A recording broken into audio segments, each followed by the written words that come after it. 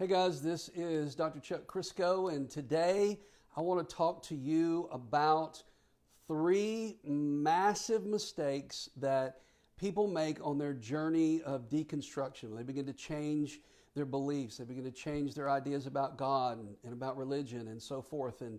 And it's not so much about the new ideas and the truths that we find, like trying to find those, because you can spend the time and the effort and you can discover those things. But it's really about the challenge of going through that process.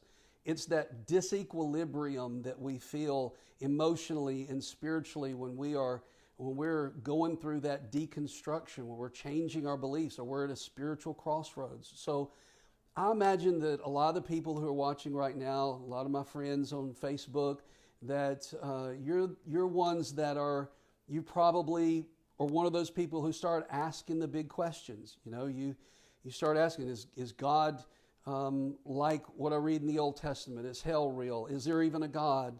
Trying to question all the things that you had been taught and probably have gone through serious times of maybe depression, of struggling with what to do, with relationships with family as your beliefs begin to change.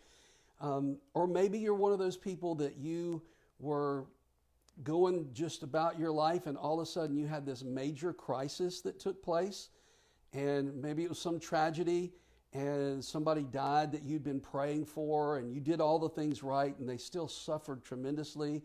Or maybe it was that you were in a religious circle somewhere and you just really begin to feel the disappointment of it all. You begin to struggle with it not living up. It's almost like false advertising. It just wasn't living up to its expectations in those religious circles. So if that's you, I want to encourage you, if you'll just stay with me for a few minutes here. I've got something special I want to give you at the end. And again, I want to talk to you about three massive mistakes that people make on their journey of deconstruction, where they change their beliefs or they're at a spiritual crossroads. My story started kind of in Bible college. I'm curious. I didn't start off as a believer, when I was little. It wasn't until I was an adult that I became a Christian in this case. So I went to Bible college. I'm looking for the answers. I know I'm going to be teaching people. I got to have the answers.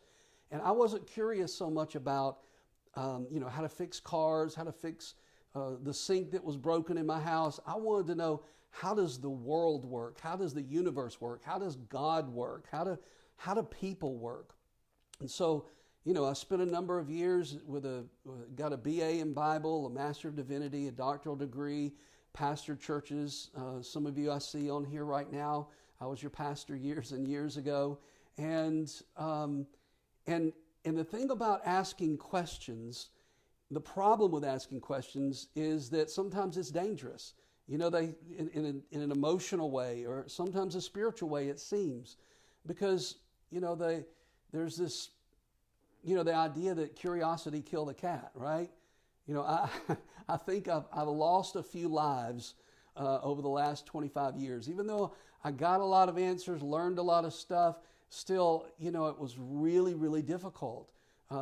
Anytime you go through a change in your belief system, there can be depression, there's that sense of loss, fear of loss, relationships get strained. It can be a real challenge. And so I want to talk to you through my own experience, three of the things that are massive mistakes that I made on that spiritual journey, and hopefully you won't have to make those as well. So first of all, the first one is, really one of my favorite professors in Bible college, really smart guy. I loved his classes. He was loved by all the students. And he helped me get a full scholarship to the seminary, wrote me a letter of recommendation. It was really good. And so I really love this guy. And so once I got into seminary, my beliefs began to change, and I contacted him, just wanted to, kind of talk about these new beliefs I was having. And he chewed me up one side and down the other. I mean, he told me how wrong I was. I just began to feel the shame, like guilt for asking questions, feeling shame for asking those questions. And I was really kind of shocked. And so sometime later, I heard that my favorite professor in Bible college had committed suicide. And it just began to dawn on me that here's a guy who was respected, he had all the answers, and yet he struggled himself inside so much that he ended up taking his own life. And I realized he was committing the same mistake that I was committing. And that was massive mistake number one is not loving ourselves enough on the journey. Not loving ourselves. We're taught to love other people. We're taught to be kind to others, honor others, respect others. But we can become so other-centered that we lose ourselves in the process. We lose our sense of identity, and we really can become kind of codependent on everybody else and religion and even God in this whole journey to where we can't make our own decisions. We can't see things. We don't honor and respect and love ourselves enough to understand that we really do have a right to ask questions. We have a right to understand, to grow, to outgrow the beliefs that were given to us. We have a right to, if we're going to love ourselves, part of that is not allowing shame for this journey to come on us, not allowing ourselves to feel guilty because we're thinking differently than other people and we're taking a path that's different than other people.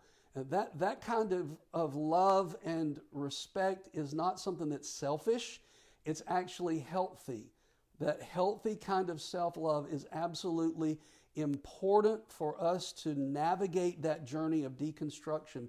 Because when we do it, it opens us up to find emotional stability through the process. And I can tell you, in my own life, when I began to overcome this difficulty, and I still, like the rest of us, you still grow in that, but the more I overcame this thing, then the more my growth just began to skyrocket. So massive mistake number one is not loving ourselves enough. Massive mistake number two in this journey of deconstruction, changing our beliefs, standing at a spiritual crossroads, all the stuff that goes with that, is trying to find stability in certainty. Trying to find stability in certainty.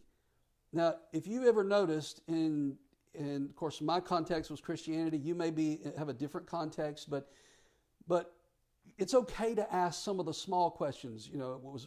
Tell me about Peter, James, and John, and how they were. Who were they in the Bible, and what is this book of the Bible about? It's okay to ask those kind of questions, but it doesn't seem like it's okay to ask some of the big questions like who am I, and why am I here, and who is God, and test those big ideas. Does hell exist? Those kinds of questions. Seems like those are off limits because there are pre-approved, pre-packaged answers that are already prepared for us, that are given to us, and we're not allowed to press the boundaries of those. And the reason is that most denominations and groups are living in this mindset of stability being in certainty. So they have their prepackaged answers that they're certain about, and you're not allowed to explore beyond their prepackaged answers. And, I'm not built that way, and I realize that those kinds of questions were not getting answered for me, but I also at some point began to realize that finding stability in certainty just doesn't work. For me, it made me argue with people on Facebook, and try to straighten them out. And I really felt like I was doing a good thing and tried to be good about it and kind about it, and yet still trying to, fix the world if they just would believe, because they have to believe it my way, right? As if there's one right answer, but that's what causes denominations to splinter off and why we have thousands of denominations. That's why literally people have killed themselves or killed each other throughout church history, throughout religious history, people kill each other because they believe differently than the other person. It's trying to find stability and certainty is caused breaks in relationships. Family that when they believe from one thing to another, all of a sudden they don't belong in the family anymore. That's that stability, trying to find stability and certainty. But the thing is, I mean, if you imagine with me that there's this God scale, and in the God scale of things, 0 is no knowledge of God whatsoever. And our greatest philosophers, our greatest teachers, man, they're hitting a good, 147 on the scale. And we think, wow, those guys are really amazing teachers. And they've really taught us some things. And yet, the scale about God is infinite. Because God is, we understand, to be infinite. And so, if that's the case, then this whole idea of finding absolute certainty in any teacher here is something that's never going to happen. You're not ever going to find absolute stability in certainty. If you look at religious history, if you look at Christian history, start all the way back to the first centuries and all the way up to today. Those who have studied that, like I have and others, you find that there's never been a consistency in beliefs. It's up and down, and this one disagrees with this one, and they fight and they war. And that by itself ought to tell us that that trying to find stability in a theology is something that's never going to happen. It's never happened in church history. It's not going to happen for you and me as an individual. And so, I just read the other day that that surgeons, I don't know if it was 100, 200 years ago, surgeons used to believe this, true story, that they would take like an ice pick for people who struggle with anxiety and depression. They would take an ice pick and stick it in their eye, in the corner of their eye, and they thought that it would help affect the nerves in their system somehow, and it would cure them of depression and anxiety. And we look back and they really believe, they were certain about this. We look back and not only was it silly, but it was dangerous. There's going to come a time when you're going to look back at some of the things that you believe right now, and you're going to realize how silly some of those beliefs were. How sometimes dangerous some of our beliefs were. And you'll be able to look back and do that. And so finding stability and certainty is not something that's going to happen in our lives. Instead, we are to, I think, to approach this with an open-hearted approach. I see some great teachers on here that I've had the chance to interact with over the years, and I'm so thankful for them. But at some point, they had to, and I had to, become more open-hearted in order to move to where they are today. So trying to find stability and certainty is massive mistake number 2. You can't do it. You're going to drive yourself crazy. You start to control other people when you try to find certainty in the stability and certainty. So massive mistake number 3. And I've done all these and I did them all wrong, and hopefully you won't do them the same way I did. But massive mistake number 3 was that I didn't find a coach or a mentor through that process of deconstruction. Again, remember, we're not just talking about trying to find the right answers. We're talking about coming to the place where we learn how to emotionally and spiritually navigate through that process when we're asking those questions. Because you can, the internet now, you can find teachers, you can find books, you can get on YouTube, you can find all those kind of things and grow and learn. But that's not the same thing as knowing how to deal with the emotions and the spiritual frustration or the spiritual disequilibrium, that uncertainty that comes when you change your beliefs. And one of the things that I didn't really do was I didn't find a mentor or a coach that would help me through that process. Partly because most of the people, the spiritual leaders that I knew, they were unwilling to ask the same questions that I was asking. And so they didn't have the capacity to give me the answers that I needed because they weren't even asking those questions. I do remember that there was an ex-pastor that I knew from the area where I was living at the time, and I contacted him, and he was able to give me some wisdom on how to navigate that journey, some wisdom on how to deal with family relationships and all these things that begin to happen when you change your belief system. And I'm so thankful for this guy, and it really taught me the value of a coach or a mentor. And, you know, I can say, as you're going through this, you're not alone. I totally understand. Some people, they just set everything aside for a while because they can't handle all of the drama that's associated with new beliefs or different beliefs or changing beliefs in the family and you know how it could affect your job when you're in ministry and all those kind of things. And other people that I understand about, people walked out of my life. It affected my finances. Changing my beliefs affected so many relationships. Family began to we're going to have family problems because of extended family, because of the things that I was changing my beliefs into.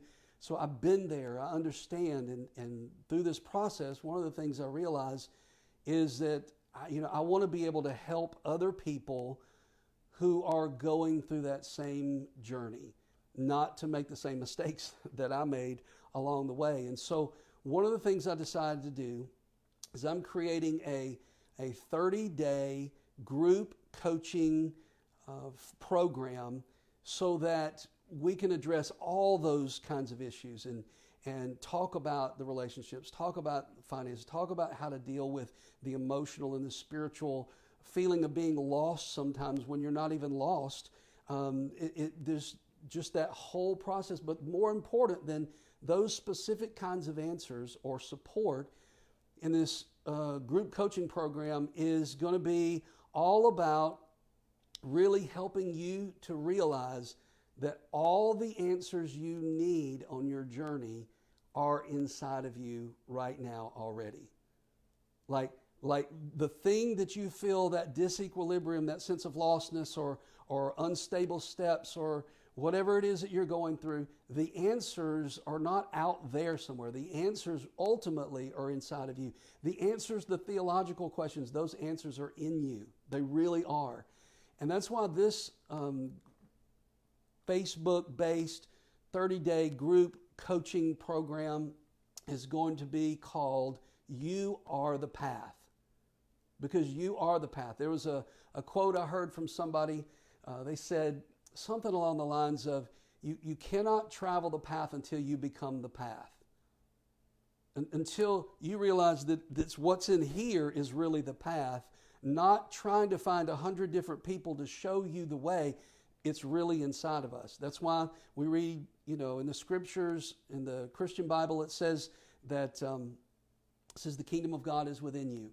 That's why over the entrance to the Oracle of Delphi was the words, know yourself. It's why the Buddha said, within me is the entire universe, or within this body is the entire universe.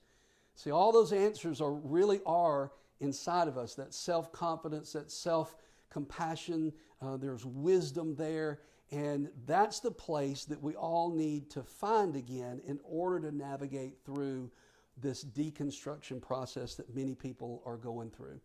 And so this is what this is going to look like. It'll be a Facebook group that'll be closed only to people who are going to be a part of this program. It's going to be there's going to be live teaching. I'm going to teach in this group specifically in these areas for you to understand you are the path and to support you in your transition of thought and belief. I'm going to have live teaching. There's going to be question and answer times. There's going to be guest coaches that are going to come and be a part of this. I'm going to give you at least 5 really powerful, easy meditations that anybody can do that are going to help to really anchor you and give some stability and find really some kind of cosmic answers to many of the questions that I found just through meditation.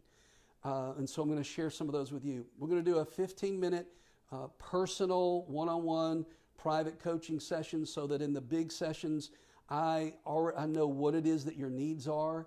I know what you're struggling through, and so I can address those in the teaching and in the support and different things. It'll be a community where it's not going to be about debating theology or debating who's right and who's wrong. It's going to be a place where you can tell your story and share your struggle. And as you share your struggle and your story, we're going to support and encourage one another. The Facebook group will stay open, stay active rather, as long as there are people staying active. And it's going to be limited to just a few people because in order for me to be able to do some private sessions with people and address those needs and be very strategic, we can't have lots and lots of people in there. So it'll be a very small group, so there's limited space. And so I know that we're getting ready to enter into the holidays. I know the holidays are coming up, Christmas and Thanksgiving and so forth. And so a couple of things I want to say about that real quick, and that is, wouldn't it be great to be able to enter into your holiday season with kind of a plan on how to deal with family and your new beliefs now? And because it is the holidays, or coming up on the holidays, one of the things I want to do is I want to give a $50 discount to anybody who wants to be a part of this group if they get in, the limited seating. And so instead of $199, it'll be $149. It's just one time. And again, you're going to get the $50 discount. You're going to get the support group. You're going to get live sessions, question and answers, guest coaches. You get 5 meditations, that private one-on-one with me, and we're gonna really hone in on how to help you on your journey of deconstruction in a healthy way, because I know people who they started on this journey and they became afraid and they went back to what they knew, even though it was worse. It was more fearful. It was more difficult. I know people who just couldn't handle the changes in their lives. And so I believe that if people know how to start from the right place, then you'll be able to move through this process in a way that's healthy rather than struggling through it, no matter what your belief system is, no matter where you end up on the scale, whether you don't believe in God at all anymore and you become an atheist, or you become a Buddhist, or you leave one religion for another, whatever it may be is irrelevant in terms of how to really understand that you are the path. And so I want to invite you to go check out the website. It's www.anew-day-dawning.com/u-r-the-path. And the end of the sign-up period is November the 23rd. So I believe that's next Saturday. So you have to sign up by next Saturday. Again, it'll be a 30-day group, but it'll extend way beyond that. And but go to the website, check it out. You can sign up there. I encourage you to give yourself the love and the respect that you need to navigate this through the holidays. So blessings to you. Thank you for taking time, and I hope you guys have a wonderful day.